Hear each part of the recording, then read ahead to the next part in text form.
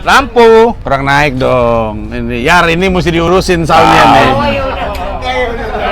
Udah gua benerin. Udah.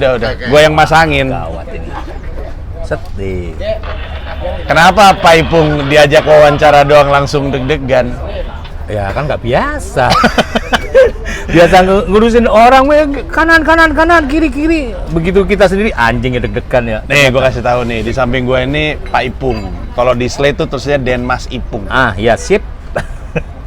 Tapi kalau Anda tidak pernah melihat beliau, itu adalah karena beliau lebih sering di balik kamera yang filmnya Anda tonton.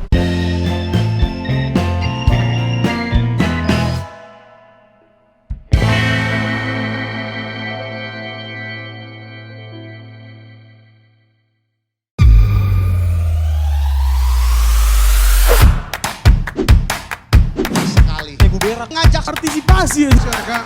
Gua pernah. Siapa yang Ini Widodo. Gua isep kakak lu goblok.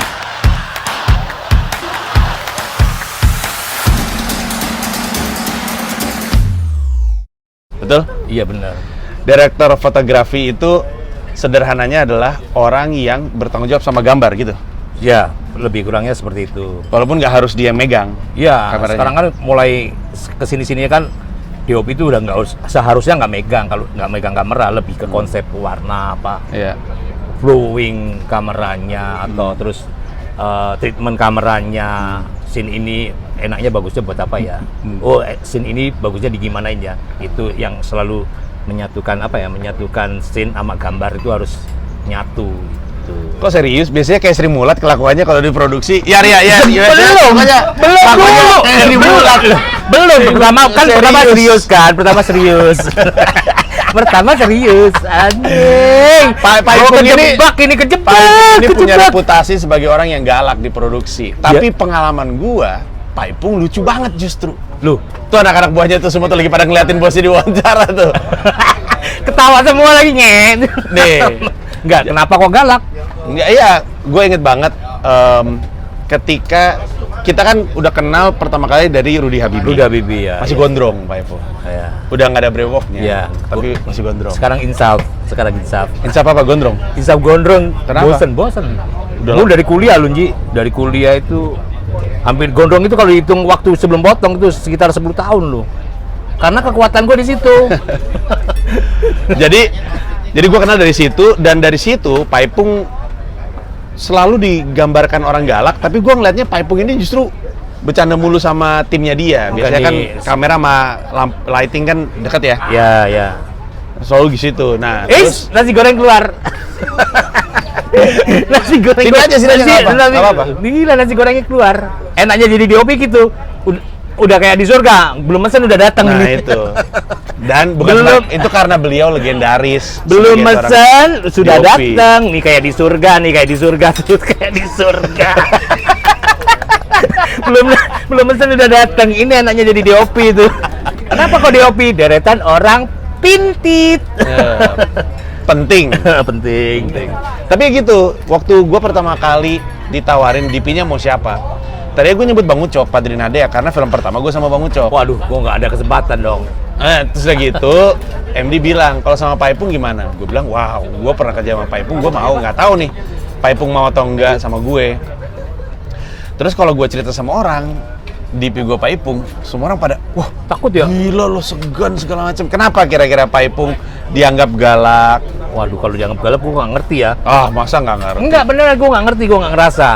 Yang artinya gini, yang pernah kita ngomong itu, ketika gue di calling di film itu, gue ada di situ, bukan gue kaleng-kalengan, gue ada di situ. Kenapa? Gue juga harus ada konsep situ, nama gue ada di situ gitu. Kalau kita nggak berdasarkan berdasarkan yang kita pernah ngomong berdasarkan konsep yang dari awal test cam ataupun technical meeting berdasarkan itu ya gagal berarti gua kan gitu. Ada tuh kan syuting ya udah DOP-nya mau aja ya udah mari. Wah, nanti kan nyesel belakangan, Ji. Yeah. Pernah gua ngomong kan, kalau ditonton aduh gua harusnya seperti ini nih. Kok nggak jadi ekspektasi gua. Film itu buat gua adalah menyesal belakangan nggak penting gitu. Jadi sebenarnya gue perhatiin juga emang apalagi di film ya, orang-orang yang dikesankan galak itu sebenarnya hanya galak karena dia membela kepentingannya dia, ngebela gambarnya ya, dia. kalau gua lebih ke situ sebenarnya kan gitu. Gua kan selalu gitu. Ketika kemarin kita ngobrolin masalah teknik kamera di film Mendarat Darurat ini, gua akan ngomong ke anak buah gua, nanti konsep gua akan kayak gini tuh. Ya itu aja yang diaplikasikan, itu aja. Selebihnya nggak usah, maksudnya gitu. Kalau itu kita jalankan berdasarkan test cam, terus produser seneng, ya udah ngapain kita berandai-andai atau kita yang wah nggak jelas tiba-tiba nggak kepake juga gitu. Sekarang sederhana aja, kita selama ini kan kita gitu, kita bikin film, oh mau lu kayak gini, ya gue tambahin segini gitu. Artinya seperti itu tadi. Ketika lu ngoling gua nih, ibu-ibu produser, ngoling saya nih, ngoling saya, ibu produser atau bapak produser bayar saya 1,5, saya akan kasih 3,5 untuk bapak produser, ibu produser. Luar biasa. Gitu. Mungkin orang juga ini ya sungkan sama Pak Ipung karena Pak Ipung udah ngerjain banyak film. Udah tua? Enggak ya? Gue sebutin beberapa judulnya ya. Filmnya Joko apa aja? Kala. Joko itu bikin Kala, terus sama Kala, coba Pintu lu bayangin. Terlarang. Kala, Pintu Terlarang tuh Pak Ipung. Terus ini juga ya, Janji Joni? Janji Joni ya, Joko Anwar itu pertama kali sama Joko Anwar Janji Pak Joni. Ipung. Nggak ada budgetnya juga itu, tapi ingat ya, sedikit aja ceritanya. Itu kalau Joko juga mendengar nanti, kita itu sama Kaliana bikin film sisaan film itu. Kalau nggak salah itu waktu itu sisaan film dari Cabokan kalau nggak salah itu. Kita bikin film. Sisa film artinya karena zaman dulu masih pakai film, pakai roll. Nah itu sisaan film dari film Cabokan. Dari Kaliana. Mau nggak sama Teteh sama Nia Dinata? Ya udah kita bikin. Itu keren banget tau, bikin film yang sebenarnya datangnya dari sisaan film project sebelumnya, terus dipaksa supaya bisa. Karena kita pingin bikin film Janji Joni pakai medianya celluloid itu gitu. Ya udah dengan yang ada kita ada 40 feet, 60 feet, ada 100 feet, ada yang baru-baru juga ada gitu. Tapi ya itu sisaan itu kalau mau katanya. Dan kalau mau bikin sisa film itu ya udah nggak apa-apa. Jadi ada 40 feet, latihan dulu, Niko lari, baru shoot, cut, dah selesai, satu take, satu shot. Bukan cuma karena pakai film ya, tapi karena filmnya juga terbatas, jadi harus dilatih terlebih dahulu semuanya. Pemain latihan dulu kan, gitu. Kalau pakai film kan latihan dulu. Kalau digital gini kan selalu mau salah nanti kita delete. Tapi kalau film kan nggak bisa seperti itu kan. Film itu selalu tepat, timingnya harus tepat.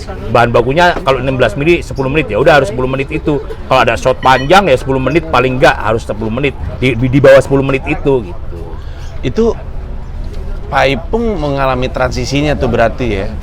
Film pertama atau gini deh, gue tarik mundur. Film pertama yang Pak Ipung, gue tarik lebih mundur lagi deh.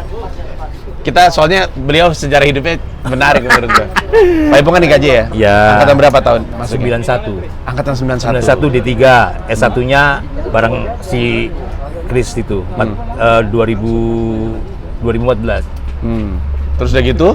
Udah S1-nya di situ. Film pertama kali ngerjain film sebagai apa? Pertama kali Kan nggak langsung jadi DP dong? aku asisten. Asisten. Ya. Selalu pasti Karena asisten. Bibi waktu itu cerita sama gue, dia pertama kali malah dari lighting dia. Kalau aku asisten langsung. Oh, asisten langsung. Aku asistennya beberapa DOP terkenal juga. Ada Yudi Dato, ada Monot, ada Arya Agni gitu. Konsen galak. Asistennya Yudi Duh, Dato. kamera itu udah kayak tentara sebenarnya. Iya kayak sih. tentara, siap Iya gerak, maju mundur, udah kayak gitu. Iya. Gitu mungkin ya nggak tahu ya, mungkin dibutuhkan fisik, dibutuhkan pikiran. Kalau kamera kan gitu ya, beda sama sebenarnya sih, kalau bukan beda sih sebenarnya. Kalau kamera itu lebih dibutuhkan fisik, dibutuhkan keseriusan, dibutuhkan ya banyak lah. Dan sigap, gua rata-rata orang lampu, orang kamera gercep banget, cet gitu. Ya itu kayaknya didikan dari Iya. suhu kita yang. Ya makanya gue bisa memahami kalau misalnya dibilang agak kayak tentara gitu. Nah jadi tadinya asisten berarti? Ya asisten. Cukup lama?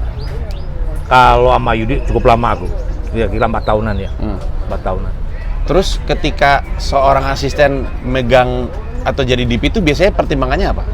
Disuruh? Enggak, pertimbangannya nekat kalau saya. Oh. Nekat. Wah, nggak mungkin nih. Gue udah habis gini, saya ini punya istri nih, punya keluarga. Kalau gue nggak masih jadi asisten aja, wah mesti kan nggak hidup kan. Persaingannya kan semakin lama kan semakin gila kan itu kan persaingan. Ya udah, akhirnya waktu itu kalau nggak salah gue dikasih kesempatan, habis nikah gue dikasih kesempatan sama Rudi Sudjarwo untuk pegang film. Rudi Sudjarwo waktu itu kenalnya Pak Ipung sebagai asisten sebenarnya. Asisten. Jadi Pak Ipung yang ngerjain Mengejar Matahari. Mengejar Matahari. Gila, itu film legend itu. Itu pertama kali 2000. Fedi Nuril kan ya? Iya, Fedi Nuril, Ujo, terus Fauzi Baudila sama siapa ya? satunya Gua ini. lupa. DJ Wingky. Gila. Itu film pertama Pak Ipung? Tahun berapa tuh berarti? Itu 2004 ya. 2004. 2004. Pertama kali matinya film itu Rudi Sudjarwo ngasih, ayo kita syuting pakai film, mau berani nggak Pung? Berani aja kalau dikasih kesempatan kan gitu. Pertama kali mati film berarti itu masa transisinya berarti itu tahun itu. Sekitar Transisinya enggak transisinya. Waktu itu masih ada digital, ada film. Kalau dulu kan masih kayak gaya-gayaan aku orang film, ya udah harusnya syutingnya pakai film. Tapi industrinya kan nggak mengatakan itu. Industrinya kan juga masih kembang kempis kan. Ada digital juga waktu itu kan gitu. Begitu. Ya itu kasih kesempatan pertama kali sama Rudi, wah tabrak langsung jeder, ayo. Kan gitu kan. Ya itu pasti kan menyaingan apa maksudnya kan itu kan kesempatan itu kan sebenarnya buat orang-orang senior-senior gua kan, karena gua waktu itu masih ya anak baru kemarin sore suruh bikin itu, ya udah. Kalau DP baru tuh ciri-cirinya apa ya Pak Ipung? Ciri-cirinya penakut. Awal-awalnya gue deg-degan beneran tuh. Takut ini ya, takut salah gambar. Takut salah. Tiap hari nggak bisa tidur. Satu, kalau pakai film kan gitu. Udah pakai film, POV baru, terus kan setiap hari nggak bisa tidur. Kalau udah masuk lab, baru tuh kelihatan. Hasil lab bagus. Itu masih labnya bagus. Tapi kan belum tahu nanti kontras brightness-nya kayak apa, hasilnya warnanya kayak apa kan gitu, kita belum tahu. Pokoknya itu dulu aja. Labnya bagus, alhamdulillah, baru kan seperti itu. Gue bisa membayangkan berarti jadi DP itu rumit ya. Salah satu kerumitannya adalah karena dia selalu nempel ke sutradara yang berbeda-beda. Terus setiap sutradara gayanya beda, keinginannya untuk ngambil gambarnya beda, seleranya beda, preferensinya beda. Gimana caranya seorang DP bisa nunjukin dirinya ketika dia juga harus membantu untuk mewujudkan gambar yang diinginkan sama sutradaranya? Itu tadi. Kan DP harusnya punya, apakah benar DP itu juga punya gaya? Jadi orang kalau ngeliat, wah ini Ipung banget nih, bisa kayak gitu nggak DP? Kalau gua sih enggak ya. Kalau gua sih mungkin nggak tahu ya kalau orang melihat gua gayanya seperti itu enggak. Kalau gua sih lebih ke pada semuanya gini. Kalau gua sama lu, ya udah lu maunya apa? Ya itu yang harus kita kejar gitu. Semuanya skenario-nya kayak gini. Maunya apa? Ya udah itu yang harus kita kejar. Sama siapa lagi, semuanya sama Joko yang sukanya noir, ya udah noir, udah belajar noir terus bikin noir kayak apa sih? Kayak gitu. Ketika sutradaranya mentreatment dan keinginannya itu, ya itu yang mau gua sampein dan gua akan realisasikan gitu. Berarti ya sebuah pekerjaan yang tanpa henti belajarnya juga ya. Iya. Apalagi dengan era digital gini ya, udah pasti gue tetap belajar. Meskipun gue waktu itu pernah ngerasain era analog, sekarang digital tetap gue belajar gitu. Itu kan untungnya dari analog kan gue waktu itu kan gitu. Orang-orang yang analog itu seneng lah, berbanggalah. Ketika digital kan kita menyesuaikan, tapi tetap belajar juga gitu. Semakin kesini kan semakin kameranya gila kan, semakin wah udah 2K, 4K, 6K, wah gawat juga kan gitu. Kalau kita nggak ngikutin itu, kita nggak bikin workflow, ya mungkin kita kontranya pasti sama produksi gitu, pasti. Ya itu tadi, gue pernah ada satu kamera baru, sebut aja kemarin ya, Mini LF gitu. Gue coba itu pertama kali kesini, gue coba tuh buat test cam, gila. Secara storage, mungkin gue masih belum tahu ketemu workflow-nya. Secara storage gila-gilaan tuh Ji. Satu rekotan gini nanti ditransfernya berjam-jam gitu. Wah, gila kalau buat film kayak kita gini. Lama kita nunggu banget ya. Tapi bagusnya di mana? Resolusinya gila. Terus kepekaannya si LF ini sama cahaya yang kita nggak usah bikin yang sampai sekarang kan gitu ya, nggak usah bikin lampu sampai banyak-banyakan gitu, ngapain kan gitu. Sekarang itu dengan ya itu tadi, karena kan gua waktu itu mau nyoba kamera itu, keren juga ya ini ya, low lightnya bagus, ininya bagus gitu, warnanya bagus, kental gitu. Apalagi dia pakai raw-nya, gitu kita open gate-nya, gila itu waktu itu. Kebutuhan untuk pakai kamera-kamera tertentu mungkin hasil diskusi sama sutradaranya juga kan ya. Habis ngobrol sama sutradara, supaya Ipung bilang, aku maunya kayak gini. Mungkin cocoknya pakai ini nih kita gitu ya. Pakai gini atau mau tayang di sini seperti biasa gitu. Produser gue juga mau tayang di Netflix. syaratnya Netflix kan ada itu harus 4K 4K minimal kan minimal. gitu. Iya. Ya kita harus kejar itu gitu. Jangan sampai kita bikin ngasal kita mau di 4K, dihancurin gambar kita yang udah bikin pasti hancur Ji. Pasti hancur. Orang kita bikinnya 2K dinaikin ke 4K semuanya kan kalau maksa-maksa gitu kan gitu. Harus ada treatment workflow itu. Kalau Soal belajar terus itu pasti juga terkait sama cerita-ceritanya. Tadi Pak Ipung udah ngomong sama Joko bikinnya banyak noir gitu. Waktu sama Angga Sasongko ngerjain apa namanya? Wiro Sableng. Wiro Sableng itu kan juga itu action ya, itu action hitungannya ya. Itu juga pengalaman gua pertama juga di tahun kesini bikin film action ya. Harus ada video boardnya, setiap hari gua liatin video boardnya. Gue lihat tuh persiapannya tuh ekstrim banget. 3 bulan itu, 3 bulan. Sampai gitu. Angga cerita dia jangankan cerita ya, dia punya mood board. Jadi dia tahu mood filmnya. Itu pasti Gila itu pengalaman itu kan gitu. Terus harus mendekatin anak CGI, mana yang harus di CGI. Ternyata kita udah punya pengalaman film itu nggak harus di CGI, digampangkan CGI-nya. Ini nanti CGI aja, nggak harus gitu ternyata gitu. Kalau bisa kita real shoot real ya udah real aja gitu. CGI itu cuman ya mungkin nambah apa dikit atau ngapus listrik dikit, mungkin gitu aja. Kalau untuk sekelas CGI tempat kita itu masih belum gitu ya. Iya. Masih belum. Kita masih masih belajar ya. Masih belajar. Berarti siapa aja tuh Pak Ipung sama Angga Sasongko pernah, Joko Anwar pernah, Rudi Sudjarwo pernah. Garin pernah. Mas Garin apa waktu itu? Cokro Aminoto, Reza juga ya. Reza. Pokoknya pengalaman sama Reza ini kayak udah Reza main gua DOP-nya gua ada Reza. Iya, Rudi Habibie, Rudi Habibie berarti Mas Hanung. Iya, Rudi Hanung Sama Mas Garin kayak apa ya? Gue banyak dengar cerita tuh soal Mas Garin karena dia tuh intuitif banget, kadang-kadang bisa berubah ceritanya, punya ide baru. Waktu itu kalau nggak salah ya, yang gua kaget Mas Garin itu kan skripnya kan tiba-tiba berubah di lapangan. Wow. Kita dikasih cuman lihat email ya atau nggak lihat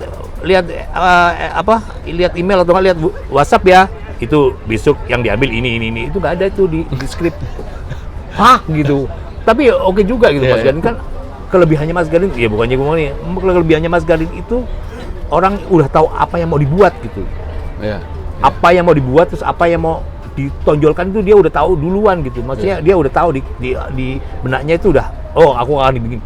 Makanya nggak lama-lama gitu. Coba kalau semuanya orang yang nggak sekelas Mas Garin mungkin ya, kayak apa itu ya berantakannya. Mungkin Mas Garin karena Mas Garin juga pengalamannya juga gila ya, jago di teater juga, ini juga itu kan. Menurut gua itu salah satunya keunggulannya Mas si Reza sempat cerita kemarin dia udah ngafalin skrip panjang karena dia kayak ada kayak monolog gitu. Terus Mas Garin datang bawa kertas, nih cuma saya selembar ganti. dong. Nih tolong ngafalin. Kok dia langsung panik. Tapi gitu ya, kadang-kadang idenya dibutuhkan untuk memperkuat cerita yang udah emang hidup di kepalanya dia gitu kali ya. Itu kelebihannya Mas Garin tuh. Itu kalau semuanya gue ngikut Mas Garin, itu kelebihannya Mas Garin gitu. Tapi pasti dari sisi produksi berantakan ya, LP-nya pasti pusing gitu kayaknya. Nangis kayaknya tiap hari nangis. LP kita nangis terus, aduh ganti kan kayak gitu-gitu. Tapi ya oke, maksudnya dengan hasil sekelas Cokro Aminoto kalau lu lihat filmnya Iya. itu cukup membanggakan. Berapa Nonton tahun di bioskop? Iya kan, Nonton. cukup membanggakan selamanya kayaknya film sepanjang masa lah. Kalau Mas Garin itu kan gitu kan, lebih ke sepanjang masa. Terus apa lagi? Mas Garin, Mas Hanung, itu semua nama-nama sutradara udah kesebut semua tuh. Ya, apalagi Riri Riza. Riri Riza waktu itu ngerjain apa? Waktu itu gue bikin film untuk Rena, anak-anak kecil. Modi masih kecil, Modi Ayunda masih cik. Iya, gitu ya. Itu sekarang udah gede. my Gitu. God. Itu film pertamanya Modi Ayunda juga. Gitu. Iya. Itu. Nah, Film apa yang Pak Ipung ngerasa ini project ini paling bikin gua banyak belajar nih? semuanya film. Semua gitu ya? Sama film lu aja gue banyak belajar Gi. Masa? Lu ternyata gila juga ya. Kadang-kadang lu punya ide yang iya ya. Kan gitu. Kan gue nggak pernah bermain dengan komedi-komedi gini lah. Kalian lah yang tiba-tiba komedi itu menarik juga ya gitu. Bir, sini bentar, Bir. Ini salah satu yang Ini asisten ini selalu ngikut sama Bim. Galak enggak? Oh banget. Wah kurang ajar dia. Tapi Nggak ada dibutuhkan kadang-kadang. Ya. Nggak ada sopan-sopan. Tapi sebagai Gaji ini gua. bapak yang baik gitu ya, lebih ke galak. Emang kan? gue galak Bir? Galak pak, galak. Apanya galaknya? Aduh ampun saya militer bener. Iya, tadi baru aja dia bilang kamera itu emang kayak tentara, dia bilang kayak Iya gitu. benar. Lu gimana? Lu salah mulu, gimana gua nggak galak? Gua stres lihat lu salah mulu. Salah mulu. Pen kanan, suruh pen kanan, pen kiri. Suruh tilt up malah dia ngotot gini aja, lu gila. orang gua reki dihancur-hancurin juga. Tapi bener pak, dibandingin saya sama bapak saya pernah ada pembicaraan gini, Bir, lu masih nganggap gue jadi bapak lo nggak? Lu ketemu bapak lo setahun itu berapa hari? Iya ya, ketemu gue berapa hari? Iya ya, jadi ternyata dalam 1 tahun ketemu Pak Ipung itu lebih daripada ketemu bapak saya. Jadi sampai kehidupan pribadi aja gitu. Iya. Kadang-kadang Pak Ipung, lu masih dengerin gue nggak jadi bapak lo? Iya pak. Iya. Manut deh sama gue. Lalalalalalala. Dinamika beliau-beliau ini menarik kalau dilihat di lokasi sih, keren. Tapi ya mungkin belajar banyak dari beliau. Gak usah diambil, Banyak, menariknya gitu ya. banyak. Gak usah diambil gambarnya, suaranya aja ya. Menarik gitu ya sih ya, diedit suara doang. Keren kan gitu ya? Keren itu. Ya gitu. Podcast pak jadi. Ya nggak apa-apa, tapi kan keren tuh suara-suara doang, nggak gitu ya. Tapi dia pasti tetap sayang sama Pak Ipung ya, walaupun galak gua tuh sayang. semua sayang, asalkan semuanya. Kalau semuanya gini. Sama Yari sayang juga. Sama Nah, Yari. Makan Nah, itu mulu gimana? dia Nah, itu. itu gimana gitu? Nggak jelas. Ya oke. Nggak ada suara, oke semua oke. Gila juga dia. Oke, thank you Bibir. Makasih banyak. Gitu. Ya balik lagi ya. Itu mumpung ada dia soalnya. Iya. Balik Ya, lagi. maksudnya gitu. belajar apa di film di ini kan maksud gua nggak gimana banget lah. Enggak, Ji. Gue tuh beneran, gue nggak pernah bikin komedi itu nggak kayak lu. Oh ternyata ini gini ya, sama kayak bikin drama gitu loh. Ya, Susah loh sebenarnya. Lu bikin konten di scene ini harus seperti ini kan gitu. Kayak kemarin tuh habis nangis terus ketawa itu kan agak susah untuk pemain-pemain kan gitu. Iya. Kan gitu. Ya gue ngimbangin lu supaya gambar gue nggak jelek-jelek amat. Gimana sih untuk scene ini kan gitu. Jadi gua tuh diskusi gua dengan Pak Ipung tuh selalu gue cerita gambarnya adegannya seperti apa, terus apa yang gua pengen tangkap dari situ. Terus biasanya gue sempat ngomong ke Pak Ipung, gue kebayangnya gambarnya kayak gini. Nanti Pak Ipung ngasih sesuatu yang menurut gue jadi ada beberapa shot yang nggak pernah ada dalam bayangan gue, tapi jauh lebih baik. Emang gitu kolaborasinya kayaknya ya? Ya, makanya yang gue ngomong tadi, kalau lu ngasih, kalau bapak produser dan ibu produser beli 1.000, gue kasih 1.500 gitu. Kalau gue usahain seperti itu gitu. Ya kan harus seperti itu kan. Kita kolaborasinya harus seperti itu kan gitu. Ya. Karena salah satu yang gua khawatirkan itu tadinya awalnya adalah ketidakmampuan gue untuk memahami teknis. Habis kan gue cuman belajar penyutradaraan kan dari film pertama gue, ngobrol sama Ernest, ngobrol sama Radit, ngobrol sama Mas Guntur, ngobrol sama Pak Yadi waktu itu yang ngasih tahu gue. Semuanya jawabannya sama. Gue bingung. Gue nanya gimana caranya gue bisa ngerti teknis kalau lagi sutradara. Semuanya jawabannya sama. Teknis itu lu dapetin dari orang-orang yang ngerti teknisnya masing-masing. Lu pokoknya datang dengan gambaran yang jelas aja, kata dia gitu. Tapi ketika nyampe sini juga gue sadar bahwa emang gue dibantu banget sama tim Mas Rada gue juga dan segala macamnya. Sehingga relatif lancar lah gitu. Tapi Lancar banget ini, nggak relatif, ini lancar ini.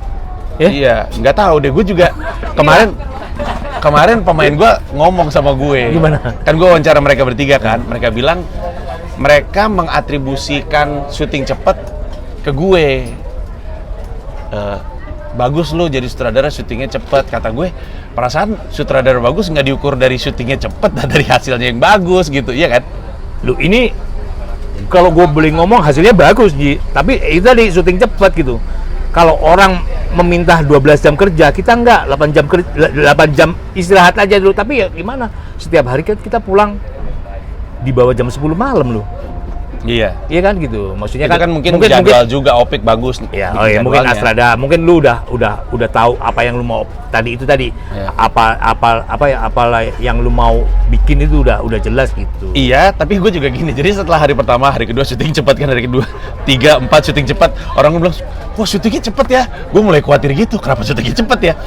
Karena gue tuh tahu persis kayak apa yang gue pengen. Emang iya betul. Iya kan? Tapi akhirnya gue bilang sama diri gue sendiri, kalau opik Ompe ngusulin ngambil shot tertentu, gue yain biar kayak yang gue mau, tapi ada lebihannya. Pak Ipung kan juga suka ngasih usul, ambil ini, ya udah gue. Yang penting ada lebihan dari yang di bayangan gue.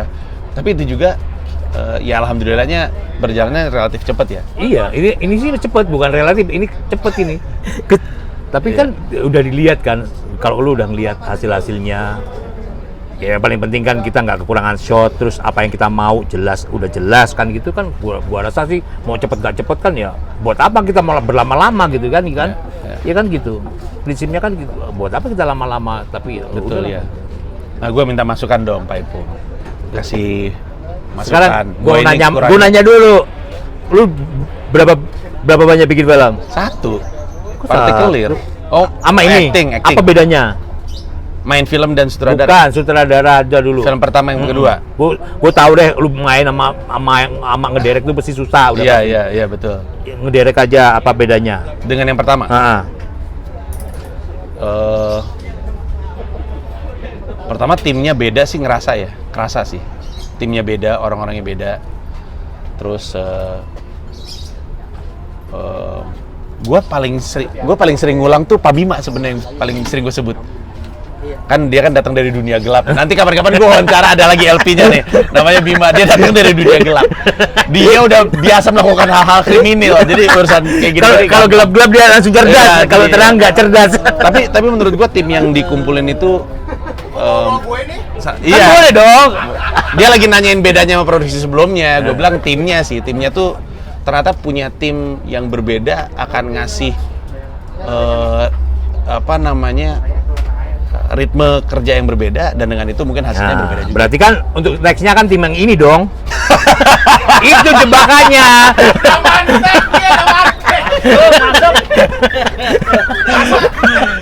Oke nggak, Bim? Gua selama Pak Ipung gua dukung. Nah, itu dia orang gitu. Dia Dunia orang gelap. nih. Nah, nih.